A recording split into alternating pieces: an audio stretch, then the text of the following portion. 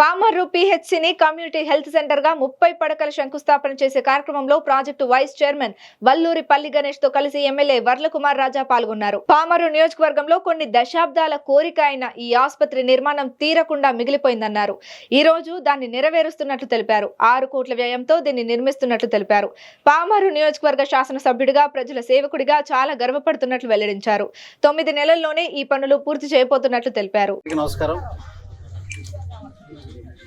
ఈరోజు చాలా సంతోషం, ఆనందకరమైన రోజు. ఎందుకంటే ఈ పామర్రు నియోజకవర్గంలో ఎప్పటి నుంచో ఎదురు చూస్తున్నా,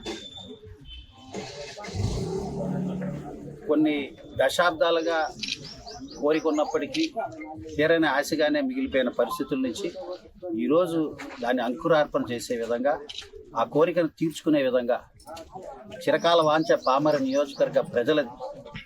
ఇక్కడ కమ్యూనిటీ హెల్త్ సెంటర్ ఏదైతే గతంలో ఉన్న పిహెచ్సిని అప్గ్రేడ్ చేస్తూ కమ్యూనిటీ హెల్త్ సెంటర్గా ఏదైతే కావాలని కోరుకుంటున్నారో, సామాజిక ఆరోగ్య కేంద్రం 6 కోట్ల వ్యయంతో ఈరోజు శంకుస్థాపన కార్యక్రమాన్ని ప్రారంభం చేసుకున్నందుకు పామర్రు నియోజకవర్గ శాసనసభ్యుడిగా, పామర్రు నియోజకవర్గ ప్రజల సేవకుడిగా చాలా గర్వపడుతున్నా, చాలా సంతోషిస్తున్నా.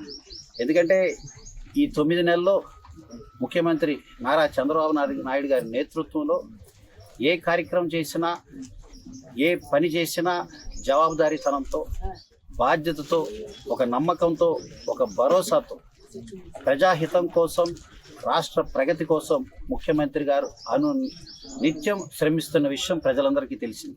దాంట్లో భాగంగా ఆరోగ్యమే మహాభాగ్యం, ప్రజల ఆరోగ్యం కన్నా, బిడ్డల చదువు కన్నా ఏది ముఖ్యం కాదు అనే నినాదంతో ఈరోజు 9 నెలల్లోనే 6 కోట్ల వ్యయంతో ఈరోజు శంకుస్థాపన చేసుకున్నాం. 9 నెలల్లోనే ఈ పన్ను కూడా పూర్తి చేయబోతున్నాం అని కూడా తెలియజేస్తున్నాం.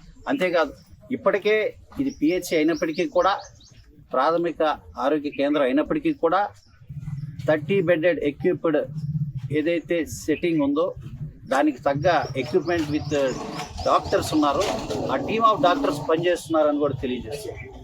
ఎప్పుడైతే ఈ హాస్పిటల్ 6 కోట్ల వ్యయంతో అందుబాటులోకి వస్తుందో, ఇక దూరంగా వెళ్ళి ప్రయాసపడాల్సిన పరిస్థితులు, అవస్థలు, ఇబ్బందులు ఉండవని కూడా తెలియజేస్తున్నాం. దీనికి చాలా గర్విస్తున్నాం.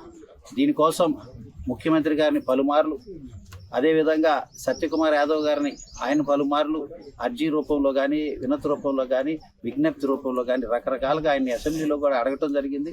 తద్వారా ఇటీవలే దీనికి గ్రాంట్, శాంక్షన్ అన్ని తీసుకురావడం జరిగింది. యుద్ధ ప్రాతిపదికన పనులు పూర్తి చేస్తామని కూడా తెలియజేస్తున్నాం.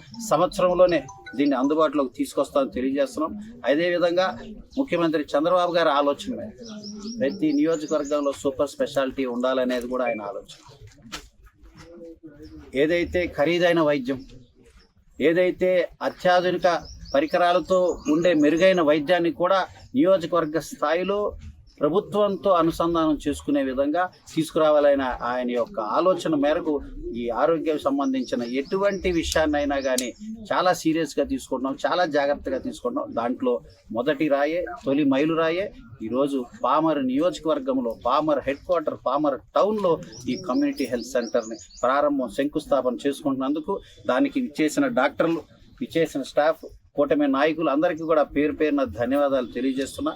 ఈరోజు మీ అందరికీ తెలియజేసేది ఏంటంటే, ఈ ప్రభుత్వం, ముఖ్యమంత్రి చంద్రబాబు గారు కానీ, ఉప ముఖ్యమంత్రి పవన్ కళ్యాణ్ గారు కానీ, అదేవిధంగా మా యువనేత లోకేష్ బాబు గారు కానీ, గత 5 సంవత్సరాల్లో ఎలాంటి పాలన ఉందో అనవసరం.